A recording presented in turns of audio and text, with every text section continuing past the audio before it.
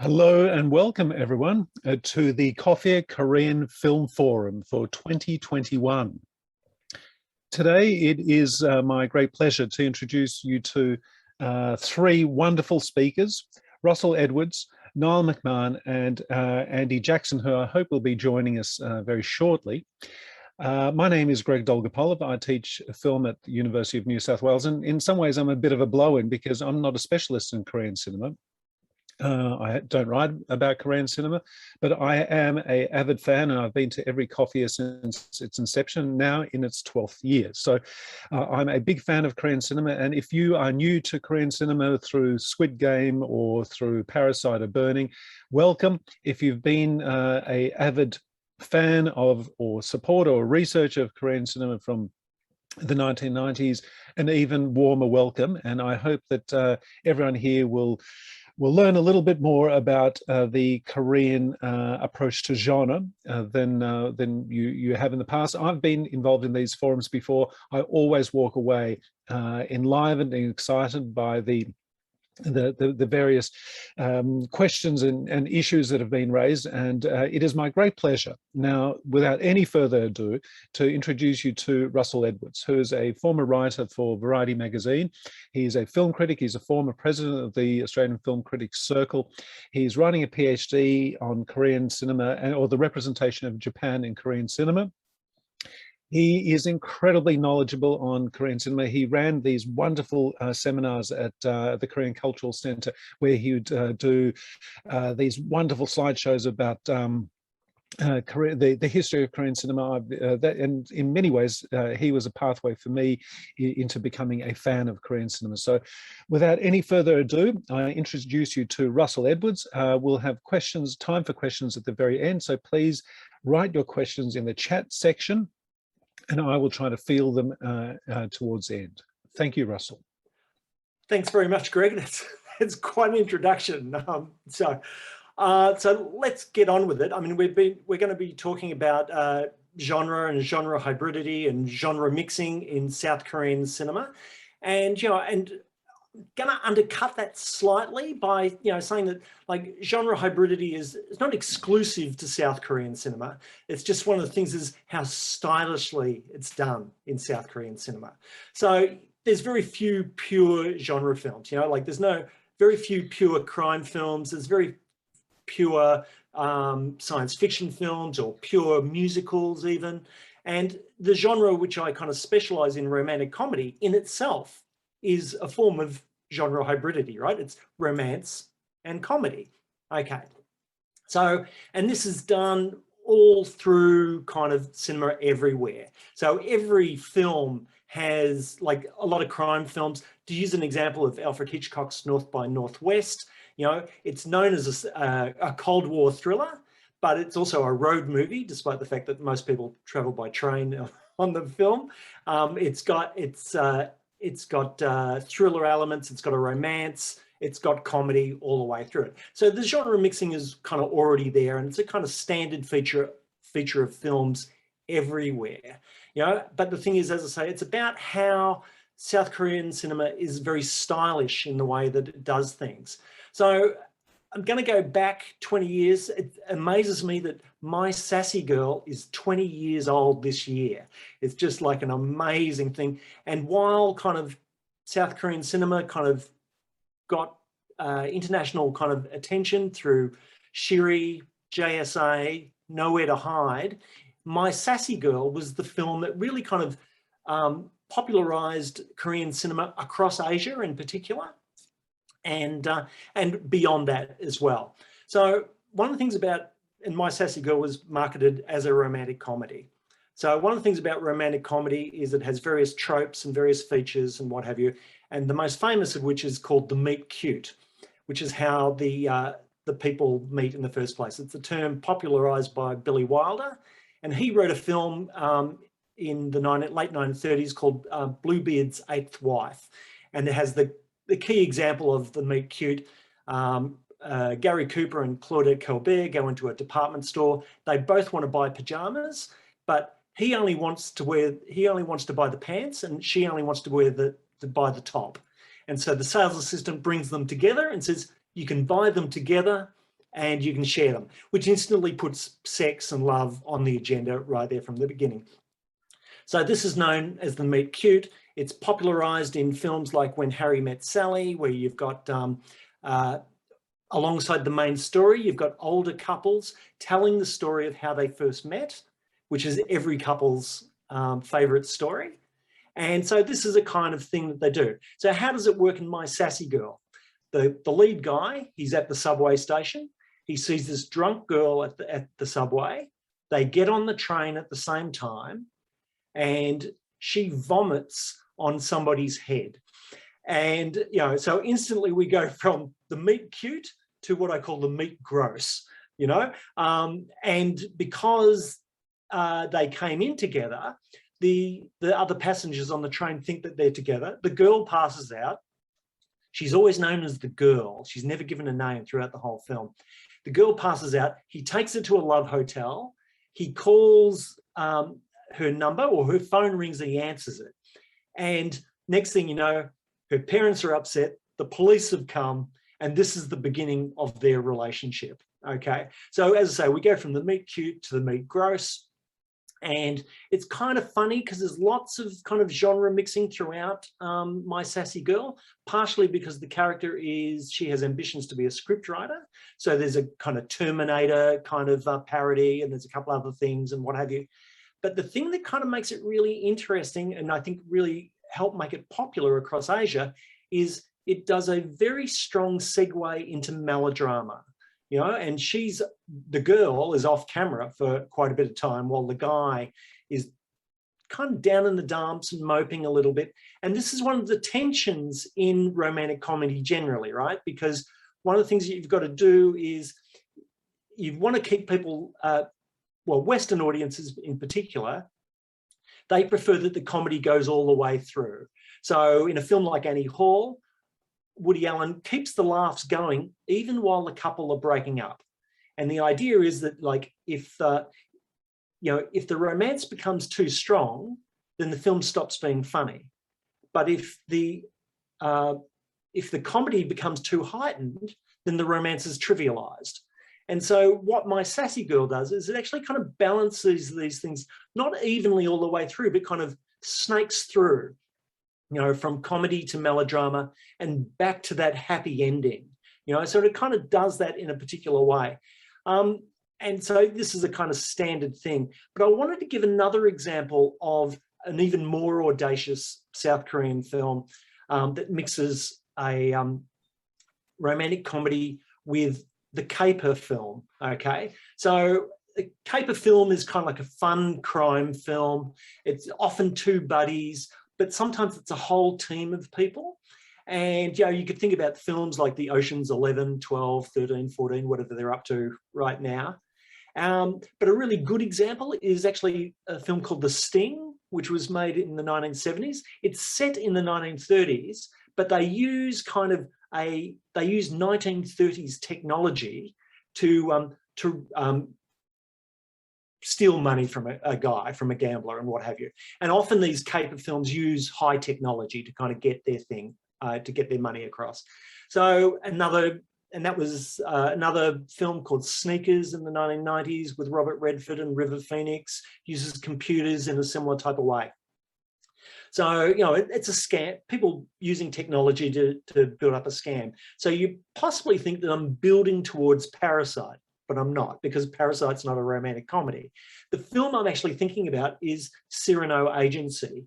And, you know, the premise of Cyrano Agency is that there's a theatrical troupe and they're not making much money from theatre, because we know there's no money in theatre. And what they do is they hire out their services to people who are unsuccessful in romance. So somebody hires them, a guy hires them because a girl won't fall in love with him or he can't get a girl to notice him. And then what they do is they set up scenarios like a kind of Mission Impossible type thing, and they use their technology and acting skills to cause the romance to happen. And this is done in a kind of very elaborate way. And even the title Cyrano Agency hails back to the French play Cyrano de Bergerac. And of course, that also plays into romantic comedy because Cyrano de Bergerac was used by Steve Martin for the romantic comedy film Roxanne. But the thing that really kind of heightens the romance in the film is that two of the actors in the troupe used to be in a relationship, and their breakup has never really healed, and the resentments have never really been dealt with. And then through the process of helping other people to fall in love, their troubles start to come up again. So it's a really interesting mix of a caper film and romantic comedy and melodrama, really kind of nicely mixed in together. And it's written by a guy called Kim Hyun-sok. And I want to mention another film of his, which is also a comedy. It's not a romantic comedy, but it's another great example of genre mixing that Kim Hyun-sok has done. It's a film called I Can Speak. Now, quick spoiler alert. If anyone doesn't want to know, you can turn down the volume until I stop talking, because this is the last film I'm going to talk about. So in I Can Speak, there's a neighbourhood busybody, old woman. She makes life hell for a local government worker. And the film's really funny about all the things that she does and how unreasonable she is and what a pain in the arse she is. And then we get into the second half, and here comes the spoiler. It's in the second half, it's revealed that the old lady was actually a comfort woman in Manchuria during the Japanese occupation of Korea. So suddenly everything we laughed at in the first half is no longer funny. The whole thing is turned on its head, and we see that people become difficult because of the pain that they have in their lives and things that have happened to them in the past. And, you know, and it's a really great film because it kind of carries a couple of messages. One is that to the youth audience, which is primarily the audience, film audience anywhere, but especially in Korea, to the youth audience, it carries about a message about respect to the elders, but it also gives a wider context to South Korean history. And so it's this kind of thing where, you know, comedy is the bait, but the comfort woman issue is the real hook of the film. And it takes an audience who's willing to tolerate that kind of switcheroo to happen. So the magic of the films that I'm accentuating here is how well it's done, and also how smoothly it's accepted by the South Korean audience. Because these films that I'm talking about, these are not kind of oddball films that never really found an audience. All of these films I've mentioned were major hits in South Korea. So you need a sophisticated audience to be able to roll with the punches, or roll with when the genre turns. The audience has got to be able to be willing to turn with it. So you have to have smart filmmakers, you have to have a smart, flexible audience, and that means that the filmmakers have to be smarter than the audience because it keeps them working harder, and they keep bending the genres, and you know, and they bend the rules, they don't break them, you know. And so that's that whole thing about how these films are done in a very sophisticated way. And so, and I think kind of comedy and romantic comedy in particular is just a really good example of that in South Korea. So from that, that's me. And now over to Andy, I believe, or Greg to Andy. Thanks very much, Russell. As always, that was fantastic. Please, in the chat, if you could note down some of the films that you mentioned, so if people do wish to track them down, they can.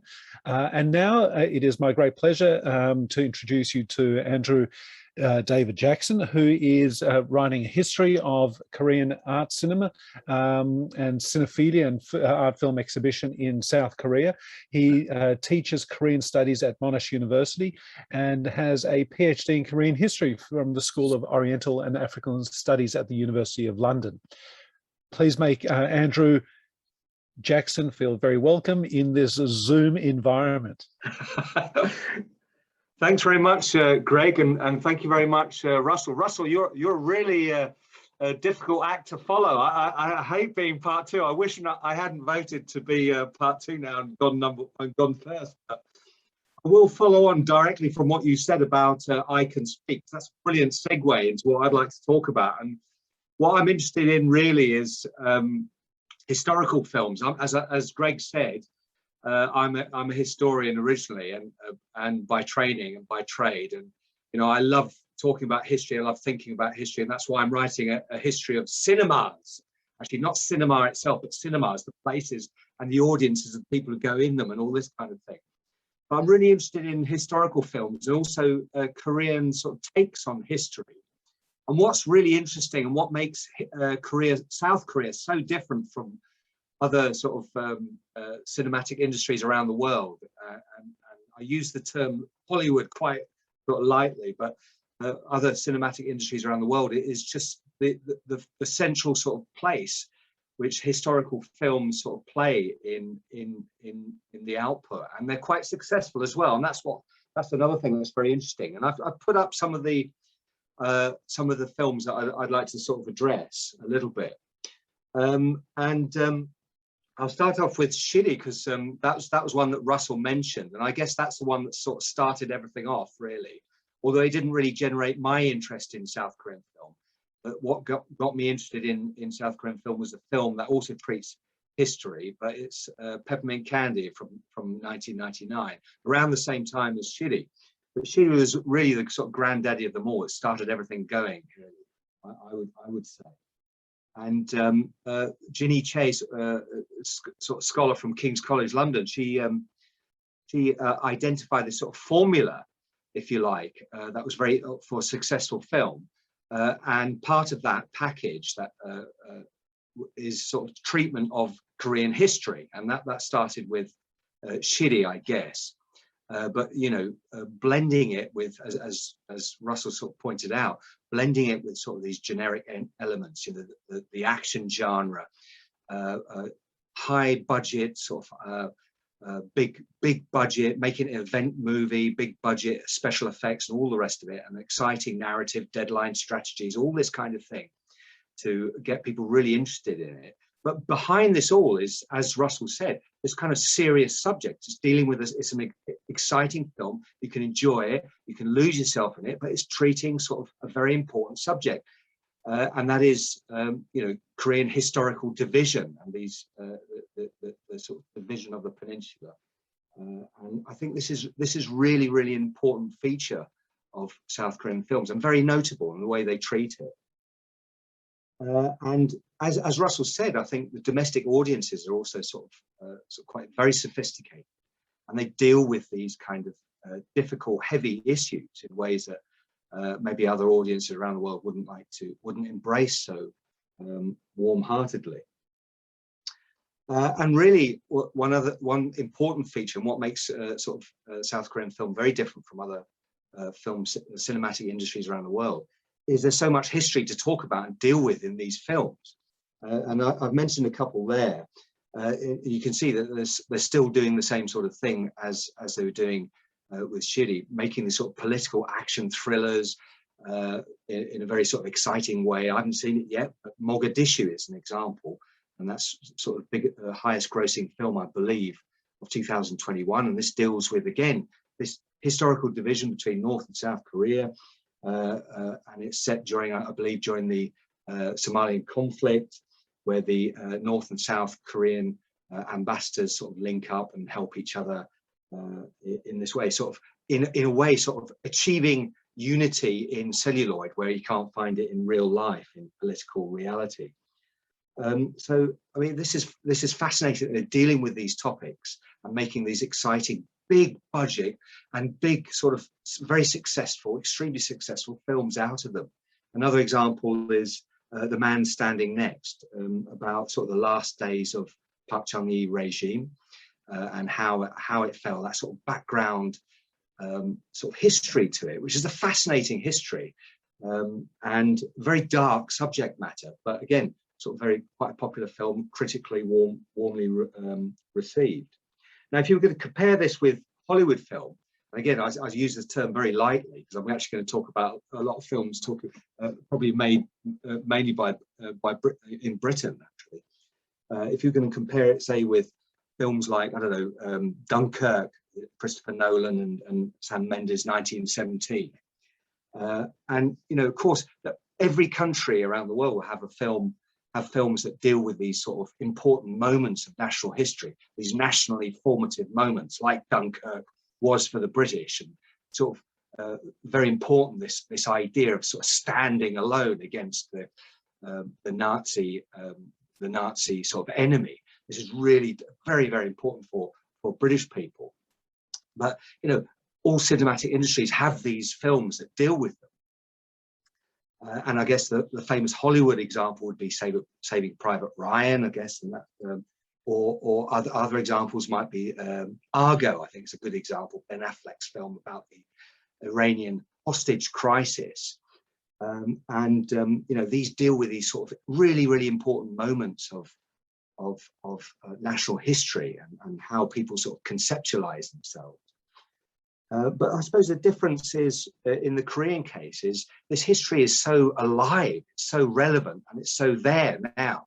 And you can see with what's going on in North Korea just now, and the missiles that have been sent over.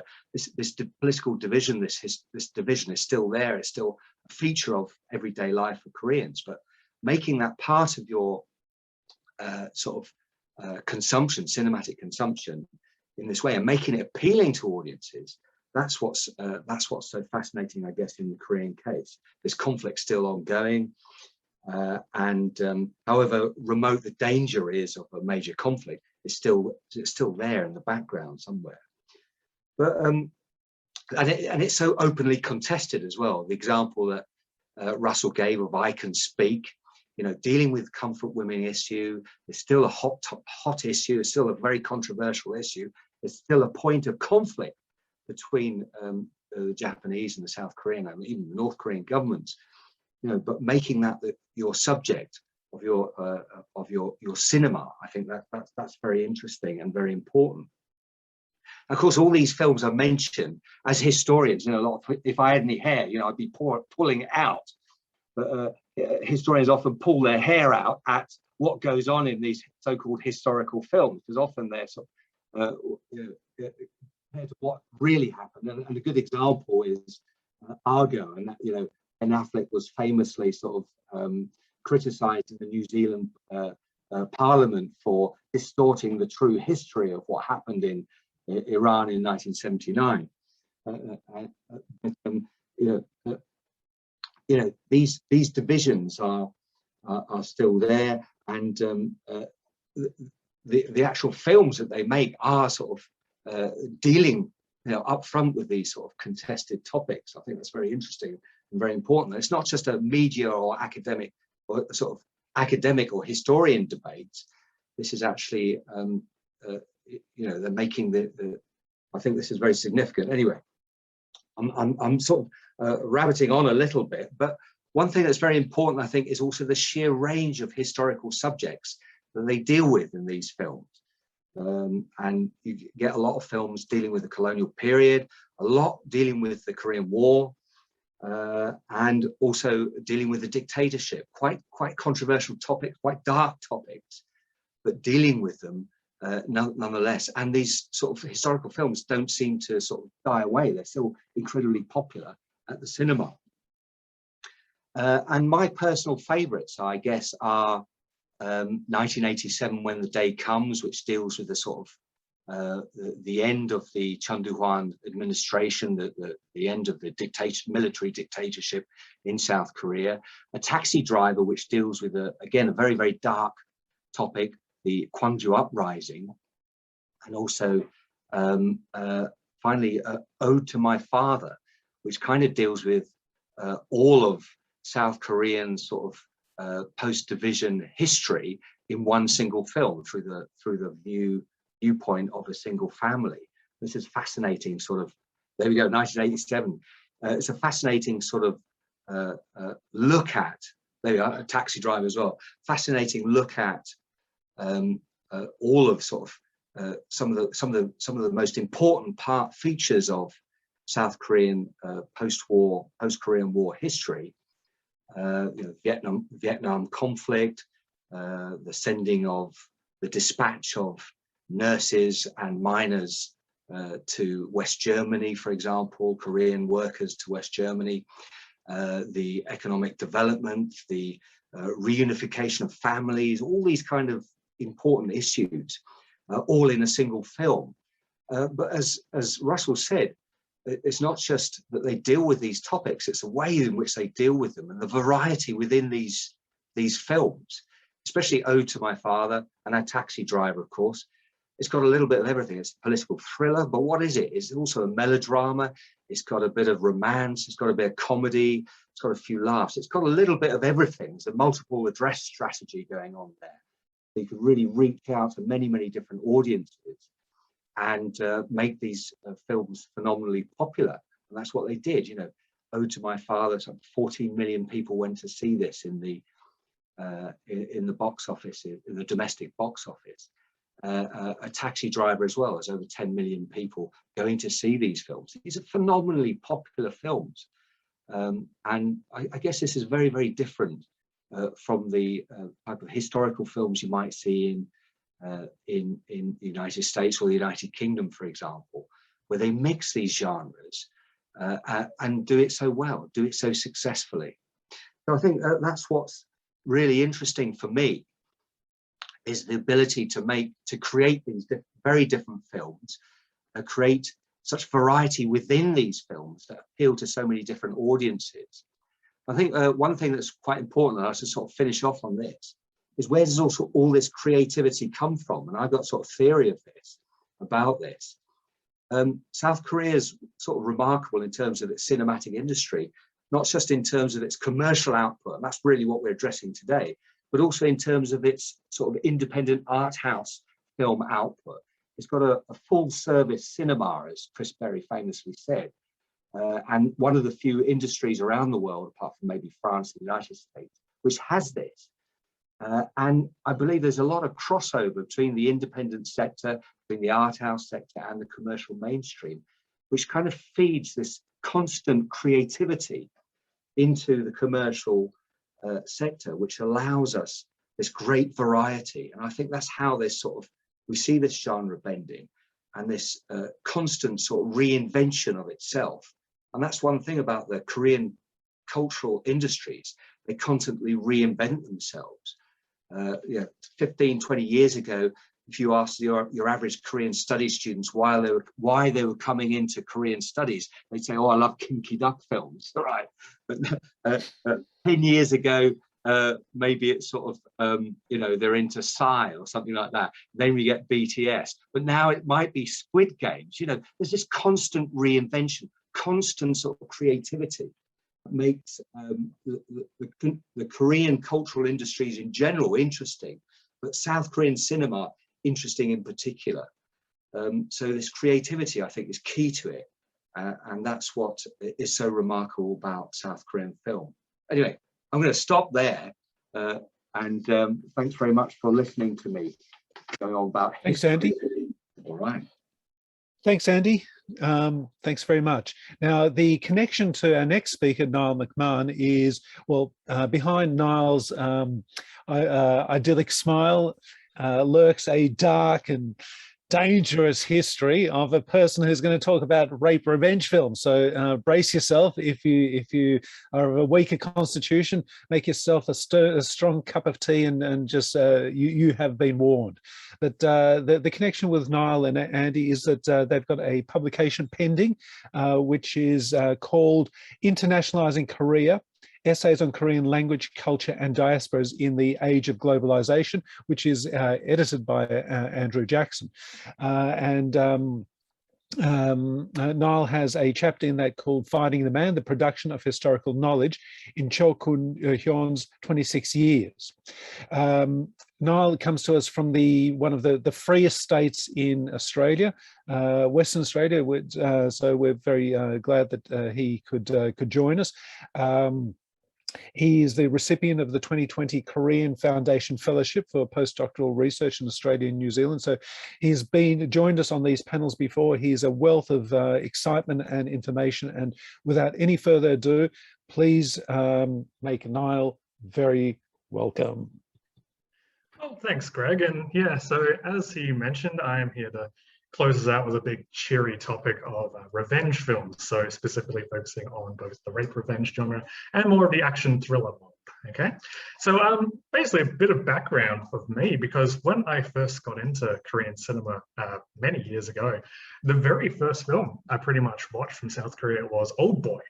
Now, Old Boy, as you know, if you've known that one before, is pretty much the quintessential revenge film, essentially, as part of a trilogy of, well, not an official trilogy by director Park Chan-wook, of Sympathy for Mr. Vengeance, Old Boy, and Lady Vengeance.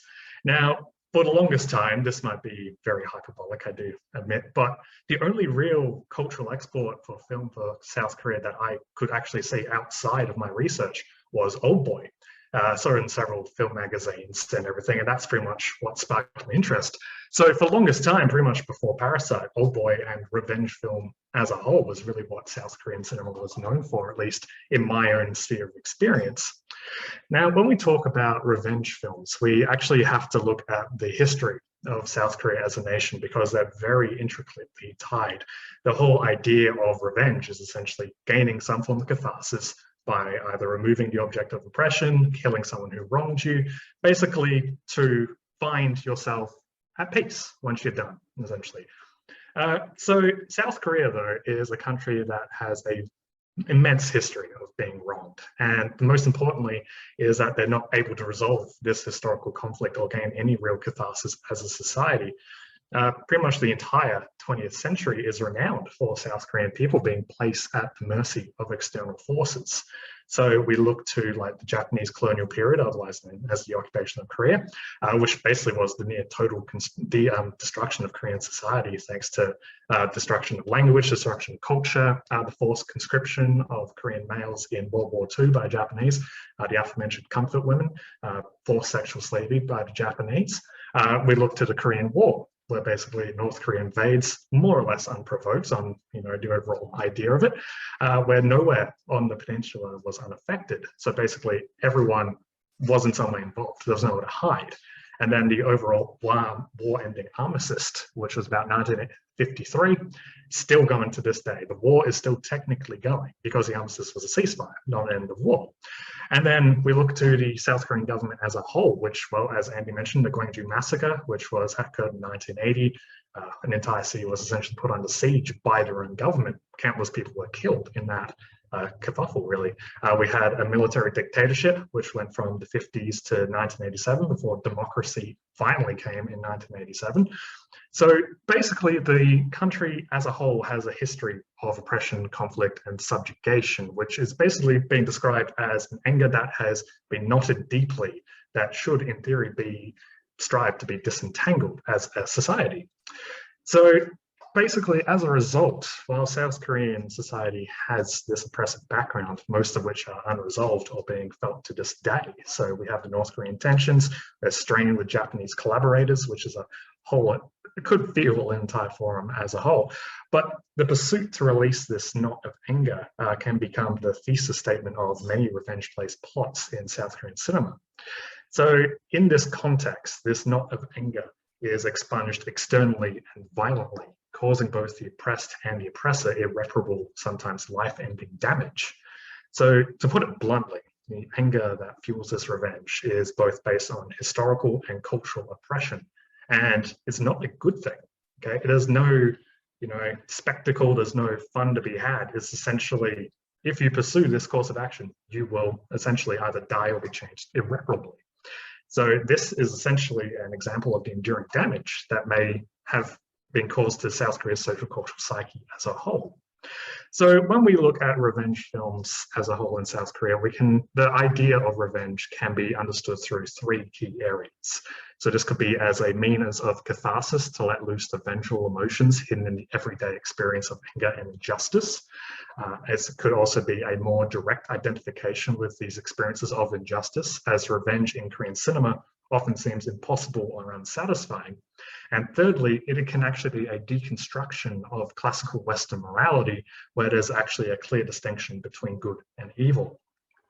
So in traditional Western revenge films, as I'm sure most of us have watched a few before, such as Death Wish, Avengement, Straw Dogs, things like that, the diegetic world in which these actions take place establish a universe where good always triumphs over evil. So no matter what happens, the protagonists come in on top, the antagonists get their comeuppance either through death or justice, and everyone goes home and it's all fine. So while the protagonist performs horrific actions in their pursuit of revenge, The good are mostly always good and motivated by pure intentions, while the bad are mostly always bad, who become almost borderline mustache-twirling supervillains without a hint of remorse at all. So the person pursuing revenge is mostly always morally justified to be doing so, and the removal of the object of the quest from the world is nearly always objectively a good thing. So with such an unsophisticated morality established, the narrative, as I said, always ends with revenge justified and achieved. Even if the protagonist dies, the world is made better through their actions and sacrifice. Their loved ones are free, the bad guys have been stopped from harming others, they find redemption through their death, and so on. In fact, revenge is often encoded for an upswing, for redemption. So they've done something bad, caused a bad thing to happen, they sort it out, resolve it, redemption has happened. Furthermore, the act of killing itself is often colourful and usually feels good, often becoming the object of spectacle, like in the film. So how often have you guys actually watched a revenge film and you see the bad guy and you just want them to come to a sticky end, you know, like get all their limbs pulled off, get all the blood flying, all that. I know I've watched quite a few films and actually get disappointed when they're off by just being shot or just exploded, okay? In this case, we are cheering for death, essentially, that we want the bad guy to come to a very bad end, okay? Yet, when we get to the South Korean revenge film, this traditional construction is entirely subverted. So when we take into account all the historical backdrops, which I mentioned earlier, when we talk about films such as I Saw the Devil, Old Boy, as I said, The Five, 26 Years, characters don't always receive this absolution, okay? In fact, most are often killed or mentally broken entirely in their single-minded pursuit, leaving that act of revenge incomplete or unaccomplished. Furthermore, the protagonists are often more unhinged than their Western counterparts, with the motivations and methods bordering almost on the psychopathic. The antagonists, meanwhile, though indeed the perpetrators of truly horrific actions against protagonists, are not usually entirely worthy of the tsunami of bloodshed and terror that befalls them. Okay? So when we look at 26 Years, for instance, a film that is actually based on the historical instance of the Gwangju massacre, basically set in 2006, 26 years after the event, and basically they're trying to get revenge against an unnamed historical figure. Okay, so this film builds and builds and builds to an assassination attempt on that historical figure. But before it happens, it cuts to black. Okay, so when I first watched this film, I was more or less yelling at the TV for the characters to just take the shot, kill the guy, get it over with, resolve the conflict. And then when the credits started rolling, a moment of self-reflection happened. I was thinking about, what exactly was I cheering for here? You know, some guy to get his head blown off? I mean, but that's actually the point, okay? That cut to black, that unresolved nature of this conflict was exactly the point. Myself and the characters on screen were striving for that catharsis, that release, to be let go from all of the emotional and historical baggage that led them to seek revenge. Yet we didn't get it. So South Korea as a whole never really got that release as a society. Like, for instance, the Gwangju uprising is still deeply embedded in that cultural zeitgeist. The guy who they believe is involved never got really brought to justice. He got arrested, but more or less let go. So nothing really happened. So in that sense, the films are saying killing one person really does nothing, because the oppression they face is not just one person. It's usually an institution, it's a country, it's, well, their history. So in short, American revenge films are about external action, the violence that is elaborate and fun, the removal of a tangible object, where South Korean revenge films are more or less about an internal exploration of violence that is graphic and depressing, but a search for absolution that does not come. So most of all characters are more or less expected to die, because I remember the longest time when I started getting in South Korean cinema, every time a film happened where someone could die, everyone died. Like literally every character more or less died. Now that proved to be a bit hyperbolic, but the fact that I found that pattern at all is really quite curious. Okay, now, so to get on to nice cheery case studies for the revenge film, I got one which compares the Korean film Bedeviled with the American film I Spit on Your Grave. So as you all know, I Spit on Your Grave, quite a notorious rape revenge film. But then, hopefully to lighten things up, I also have a comparison with the South Korean The Man from Nowhere versus the John Wick franchise. So nice and cheery way to end these things. So to start with the overall rape revenge genre, we got Bedeviled. So Bedeviled concerns the protagonist Kim Bok Nam, who is a quiet, kind and unassuming woman who has endured a lifetime of abuse at both the hands of her husband and the other male inhabitants of the island on which she lives. The island is also a home to a gaggle of elderly women who do not only allow the abuse to continue, but belittle Bok Nam for attempting to change his situation. So after enduring a lifetime of sexual abuse, her child is accidentally killed by her husband, and then Bok Nam then goes on a sustained and intense journey of violence that includes, but not limited to, beheadings, stabbings, beatings, and dismembering, all committed with a sickle. Okay, so in theory, with traditional genre conventions, we should really be rooting for Bok Nam, okay? Egging her on to kill those responsible. They did horrible things to her and the child. Get rid of them, essentially. But despite the revenge she pursues being justified, the excess of her actions and the violence that she brings to everyone is played for horror, okay? So the disturbing nature of her actions is emphasized through the score and shot composition, where it's like that traditional horror score. She's always off in the background. She's almost like a Jason Voorhees type character, where all of a sudden that dynamic is switched, where you're scared of the people she's going after. Basically, this previous kind of woman becomes a near supernatural presence of terror. So the atmosphere is dark and gloomy, and the violence is sudden yet absolutely bloody. And the film itself is oppressive, is not freeing in any way. We're actually afraid of Bok Nam, not excited for it. Because as the rampage continues and spills off of the island into a mainland police station, leading to the deaths of innocent parties, that motivation for revenge, that original kickoff, which was her child dying, almost becomes very murky and hard to root for, because all of a sudden she has killed innocent people not involved at all with a sickle, and it is horrific, okay? But significantly, she's actually killed by the end of the film, so ensuring whatever peace she could have attained via her actions is violently denied to her, okay? And the inability of her to complete her revenge or achieve catharsis through action is reflective of Korea's historical oppression, specifically that the incapability of restoring the balance of justice is impossible, hence the need to internalize and accept these feelings as part of the human condition. So the lack of positive outcomes in the protagonist's revenge plot is an echo of Korea's tragic past, namely its long history of being oppressed by foreign nations or domestic governments. As I said, the continual contention over the Japanese colonial period and the Korean War being such areas where vengeful narratives have and frequently circulated. So when we talk about Andy's depiction of historical films, for instance, that revenge narrative is often also put in those historical contexts. So they have to accept, South Korea as a whole, usually have to accept the fact that they can't act vengeful upon those who inflicted harm upon them. So as a result, the characters in these revenge narratives must likewise internalize this grief in order to operate at all. If they cannot, their lives will become consumed with the endless pursuit of justice and revenge against those who oppress them. So in these narratives, when we get right down to it, it's those who try and fight monsters will eventually become monsters, mirroring Bok Nam's transformation from a good person to a murderer as an example. Now, in turn, Bedeviled's narrative and the South Korean revenge film at large never actually presents revenge as a morally justified or correct course of action, but instead acts as almost warning to the aforementioned knot of anger and injustice felt by Korean society at large, winding up and exploding, irreparably damaging all that get in their wake. Now, in comparison, the American film I Spit on Your Grave, the inciting incident is actually more horrific than that in Bedeviled in terms of cinematic language. It actually features the longest rape scene in film history, which is roughly 25 minutes.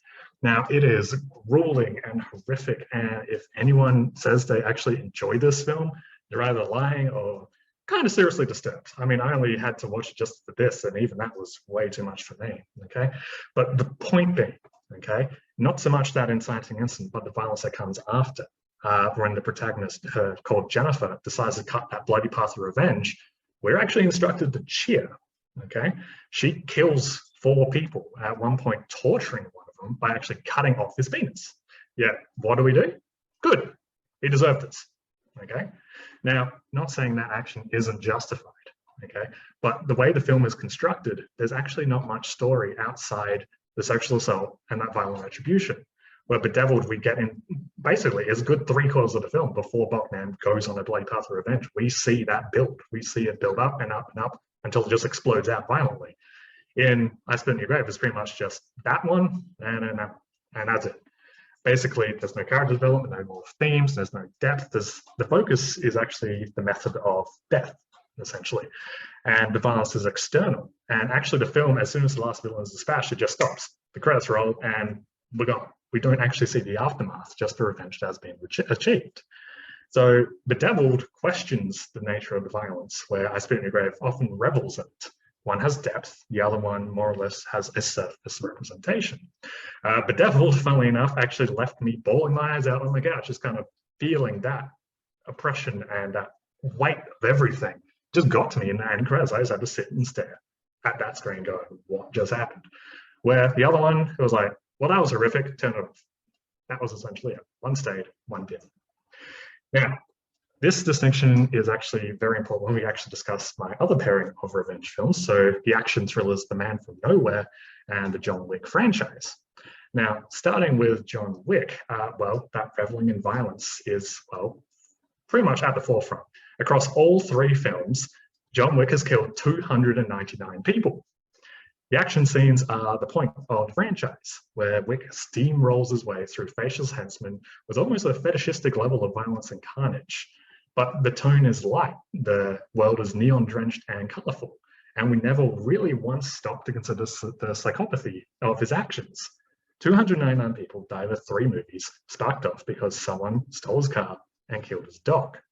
Now, I'm aware that the dog is meant to represent the memory of his dead wife, and many characters do question his motivations throughout the film. But when the bullets are firing, and most importantly, stop firing, the film really stops to get Wick to consider his actions, nor for us to feel the weight of what he's doing and why.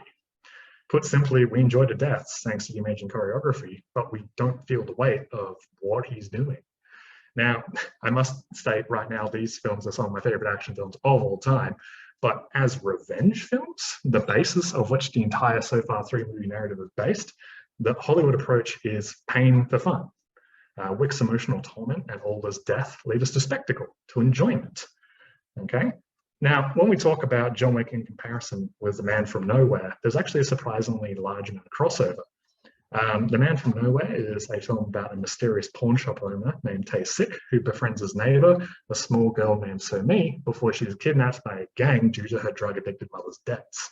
And Tae-sik basically goes out, unleashes a torrent of bloodshed and ass-kicking, and pursuit to rescue So-mi from a gang who actually sell black market organs. Now, aside from a number of aesthetic and thematic crossovers, for instance, a major action set piece for both films take place in a nightclub, the most important one is that the pursuit of revenge are in some ways started by the memory of those who the protagonist lost. So, for instance, for John Wick, it was the dog who actually represented his wife. For Tae-sik, it is revealed later in the film that he was a special agent working for the South Korean government, and his enemies killed his pregnant wife by basically ramming a truck into it. So once this revelation is revealed, Tae-sik's pursuit of So-mi is less about the friendship that he made with her and more to the point that she represents the memory of his child that was never able to be born. Significantly, however, Tae-sik doesn't really kill anybody before the film's climax. It's built up throughout the entire movie how dangerous he is, but once he releases it, and only once he believes that So-mi has died, okay? Once the fighting occurs, it turns into a gigantic elaborate gunfight turned into a knife fight, and interestingly enough, the entire fight, Tae-sik has a detached, dead look on his face to the point where he doesn't even look at his opponent during the climactic knife fight. He doesn't seem to care. He's just numb to everything, resorting to pure instinct. Then, once the violence is all over, he kneels and points his gun to his head, both realizing the horror and violence that he unleashed, and he realizes that the outward action that he did cannot bring back those he loved. And once again, he has failed to save his family, all killed due to who he is. But then So-mi is actually revealed to be alive, and Tae-sik is arrested by the police. So the film ends with him hugging her before breaking into tears. Now, while this ending may actually seem happy with the pursuit of revenge fulfilled, it's actually still tragic. He saved So-mi, but has condemned himself to a life in prison. He's actually left her with no one in her life who cares for her. He was the only one looking out for her. Her mother's died. She is abandoned in the world because of him trying to get her back. His torrent of violence has left countless dead, with both of those characters with uncertain, possibly negative futures. So the elaborate action is actually swiftly followed up with moments of pure, unbridled clarity. Now, the interesting thing is that every person killed by Tae-sik is a cold-blooded child murderer who steals organs and forces the kids to make drugs. Everyone killed by John Wick is a paid henchman or assassin, just more or less doing their jobs or following orders. If anything, Tae-sik should get out with self-defense, and Wick should go down as one of the most notorious serial killers out of the world as ever known. But one film makes the protagonists pay for their crimes, while the other one lets them go free. One makes us question the nature of revenge, if killing really does anything to bring back those wronged to us, while the other one uses a springboard for action sequences that keep us entertained and yelling for more. Okay. Or to really conclude this whole thing, because I have been going on for quite some time, in Korea, revenge is treated with the gravity of what the action truly is. In Hollywood, it is actually an ideal gateway for spectacle. In American films, revenge is a release. In Korean films, revenge is a warning. Okay? And that is all I have. So pass you back to Greg. Niall, thanks very much. Uproarious applause. Thank you for that. I'm sure that no one will be that perturbed by your presentation, in the sense, well, at least it wasn't graphic, but the recommendations for films, I'm sure, will not be advised for a single viewing of all those films in one hit. Because there have been no questions so far, my question to our three panelists is, and given that the Sydney program is just really starting, we still have a week of Sydney to go, and Canberra and Melbourne are to come in early December. Could I ask the three panelists, starting with Russell, for your top 3 film recommendations for this year's festival? Look, I've already actually put them in the chat. Is the where now I've lost it. Where is it? The Samjin English class and Paper Flower are the 2 that I'm kind of most interested in looking at. Yeah, but I do want to let the guys do their thing. But I've actually got a couple of things that I'd like to mention in regards to Andy's and Niall's talks as well. Okay, yes, if I'll ask the other 2 panelists, Andy and Niall, and then we've also got a question that is referring to you, Russell, from Kylie. I'm just reading it now. Yeah, so I think the Samjin company English class looks really interesting as well. I think there's a lot of films going back to the 1990s now, and that's the period of sort of Korean history I'm really interested in. So there's this kind of sort of economic sort of cultural explosion around this period. You just got over this sort of dictatorship, and you've got this period of release, and there's an awful lot of stuff going on there. And incidentally, that's when I arrived in Korea. It was fantastic. So I really love watching films about the 90s, and you see a lot of this, Reply 1997, a lot of sort of nostalgia about this period. It's a really fascinating period. So that's the one I'd go for, definitely. And Niall? Yeah, no, so I haven't actually had a chance to look at the full program, but several of them I have seen before, and well, it's not really a surprise to the ones I'm going to really choose, really. But The Swordsman was amazing, if anyone can get down to that. I know the Sydney one was cancelled, I believe, but if you get a chance to see that, it's actually really great, some really great action scenes. Deliver Us from Evil was actually another really good revenge film, funnily enough, and that's just, once again, some of the most elaborate action scenes I've seen in Korean cinema. But one I actually do want to see, funnily enough, I believe it's Pipeline. I think that was coming out. Yeah, that one actually just looks like a fun heist film, and I'm all for, the fun genre-bending action heist stuff. Like, it looks kind of like The Thieves. That was also insanely brilliant. So yeah, if you just want some good times at the cinema, I would say, yeah, go over those ones. Thanks, Niall. Now, Russell, back to you, and if you could respond to Kyle's question. It's interesting, kind of Niall kind of talking about the rape revenge films and the lack of catharsis, basically. That and it kind of taps into what Andy was saying about the politics of Korean film, and it's really amazing. Not so much with the films that I was talking about, but I can speak as an example, how much of South Korean cinema, relates back to the history, how engaged the population is with their history on various levels. You can also kind of look at it in kind of psychological terms as well. There's kind of a lot of action films of the early 2000s ended up with just two guys fighting all the time, and you kind of got, you know, the two careers fighting against themselves and what have you. But it's also kind of interesting in how these films are received. So like as some of the films that Andy was talking about, so, you know, Ode to My Father is often regarded as a kind of right-wing film, whereas Taxi Driver can be regarded as a left-wing film. And yet you'll get like 12 million people will turn up to one of them and 10 million people will turn up to the next one. And one would assume that there is an overlap between that right-wing and left-wing audience, you know? So people are engaged with the politics in a really kind of powerful way. And you know, and the thing is, it's like any culture, but, you know, the more I mean, every film kind of brings up a question for me about, well, what does that mean? What does that refer to? And you dig a little bit and you dig a little bit more, and the more history you know, the richer the films become, you know.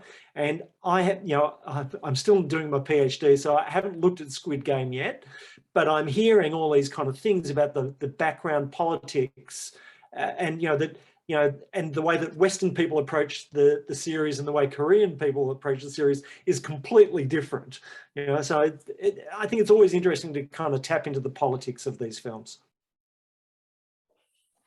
I wasn't aware that A Taxi Driver was a left-wing film and Ode to My Father was a right-wing film. That changes my perspective on it. But I mean, I said these historical films are sort of nationally, they deal with nationally formative moments. But of course, they deal with socially formative moments, who you are in society and what you represent in society. And, you know, reviving the Gwangju uprising, dealing with these issues. This is, as you said, this is politically divisive in South Korea. Yeah, these films must be intensely sort of meaningful for lots of different communities in South Korea. Andy, there's a question for you from Kyle. Would you be able to answer that, please? Yeah, I think it's what I said. I mean, that's my theory. I don't know, but if you look at the sort of annual yearbooks of South Korean film, you know, Korean Cinema 2021, and you look in the back, there's always really interesting essays about what filmmakers made what films. And every year, without fail, you see sort of, oh, this formerly independent director has made the breakthrough into the mainstream. And you get this crossover, and it goes in both directions. You get mainstream directors who go and then make sort of festival type films or independent films and art house films, and it goes the other way. You get sort of people who've been in the independent film sort of making independent films, making mainstream films. You get this incredible cross-pollination of directors, and this is absolutely priceless, I think, in producing this creativity. That's my theory. But look at those yearbooks, and you'll see evidence of this. Darcy Paquette always has an essay about this, and what directors are making what films. And that's what I think. That's why it's so creative, and it manages to reinvent itself. And the other reason is the South Korean government, I think, gives a lot of promotes in events like this, promotes their cultural industries. It's not left to the vagaries of the market. You know, off you go, mate, and make your films if you can raise the money. They promote, they support their cultural industries. And that's why a lot of governments around the world are looking to South Korea as models for their own cultural industries. How can we do what they've done? I mean, I think that the other thing too, kind of on that thing, is that one of the things that I find about when I talk to Korean directors or people in the Korean film industry, they really are international film buffs, you know? So they're kind of looking, you know, like, I mean, there's a kind of parallel between the film movement of the 1990s and the kind of French New Wave, the way that, like, they look to what had happened in France in the 1950s and early 60s, but they're also Hollywood film buffs. You know, they really like to, they enjoy consuming cinema, and they like kind of putting their own twist on it, putting their own stamp on it. And I think that keeps it really rich. If I may, so butt in there, Russell, audiences as well. Like you said, audiences. You got Tony Raines said of sort of 1996, South Korean audiences are the most cinephile audiences in the world. And he gave the example of, you know, you've got Iranian film and then sort of Hollywood blockbuster in the same sort of multiplex, the early sort of multiplex in Gangnam, then the Cine House or whatever it was. And this is going back sort of 30, 40 years, 20, 25 years. And I think it's still true today. You've got very cinephile audiences, intensely interested in their own film, cinema and their own history on film, but also in other cinemas from around the world. Thanks, Andy. Well, if there's no further questions, and it has gone 6 o'clock, could I thank, on behalf of all the participants, our audience, and on behalf of our audience, can I thank all the participants, because it's, as always, it's been a incredibly compelling discussion, debate. I always feel that I want more, but the best way to get more is to go along to the Korean Film Festival in either Sydney, Canberra or Melbourne, still to come, and to get on Facebook. That we'll be sharing this particular recording across the social media. So if you missed it or want to catch up with it or share it with friends, you will be able to do that, and to continue the discussion, debate and passion for all things about Korean cinema. So thank you very much. Thank you, everyone. As always, it's been an absolute pleasure and delight.